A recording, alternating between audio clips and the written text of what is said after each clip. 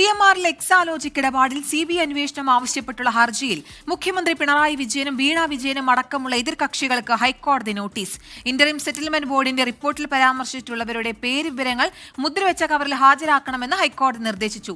ഹർജി അടുത്ത മാസം 27-ന് വീണ്ടും പരിഗണിക്കും. ശ്രീകാന്ത് ഉണ്ട് കൂടുതൽ വിശദാംശങ്ങളുമായി. ശ്രീകാന്ത്, ഇന്നത്തെ കോടതി നടപടികൾ ഏത് രീതിയിലാണ്? നടപടിക്രമങ്ങൾ എങ്ങനെയായിരുന്നു? വിവരങ്ങൾ പറയൂ. ഏറ്റവും പ്രധാനപ്പെട്ട കാര്യം ഈ CMR എക്സാലോജിക് ഇടപാടുമായി ബന്ധപ്പെട്ട് വടക്കൻ പറവൂർ സ്വദേശി MR അജയനാണ് ഈ ഹർജി നൽകുകയുണ്ടായത്.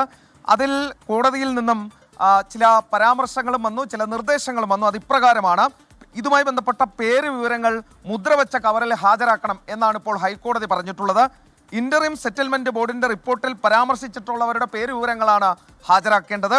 വിഷയത്തിൽ CBI അന്വേഷണം ആവശ്യപ്പെട്ടുള്ള ഹർജിയിലാണ് കോടതിയുടെ നടപടി. ഹർജിയിൽ മുഖ്യമന്ത്രി പിണറായി വിജയനും മകൾ വീണ വിജയനും ഹൈക്കോടതി നോട്ടീസ് അയച്ചിട്ടുണ്ട്.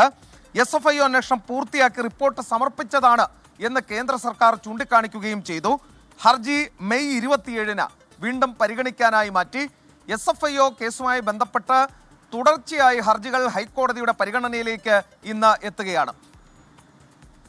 ശ്രീകാന്ത്, ഒരു വശത്തിപ്പോ നേരത്തെ ഈ മാസപ്പടി കേസിൽ SFIO കുറ്റപത്രത്തിൽ തുടർ നടപടി പാടില്ല, അത് ഹർജികൾ പരിഗണിച്ചതിന് ശേഷം പിന്നീട് അത് പരിഗണിക്കാൻ കഴിയുള്ളൂ. അപ്പോൾ തൽക്കാലം ഈ വേനൽ അവധി കഴിയുന്നതുവരെ ഒരു ആശ്വാസം. പക്ഷേ മറ്റൊരു ഇടത്ത് ഇതുപോലെ ഈ വിഷയം പരിഗണിക്കുമ്പോൾ തീർച്ചയായിട്ടും അതിൽ നോട്ടീസ് അയക്കുന്നു.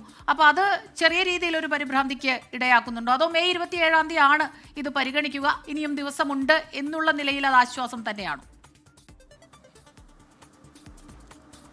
അവധിക്കാല ബെഞ്ചാണ്.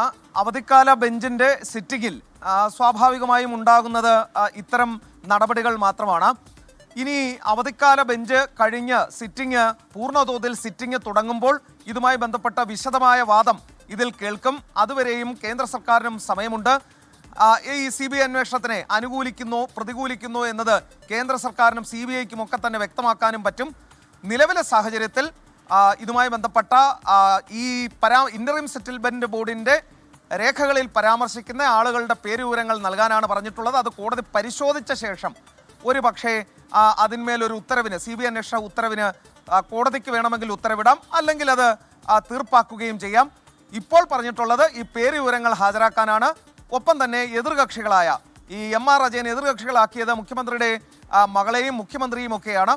അവർക്ക് നോട്ടീസ് അയക്കാനും പറഞ്ഞിട്ടുണ്ട്. ശ്രീകാന്താണ് വിവരങ്ങളുമായി നമുക്കൊപ്പം ചേർന്നത്.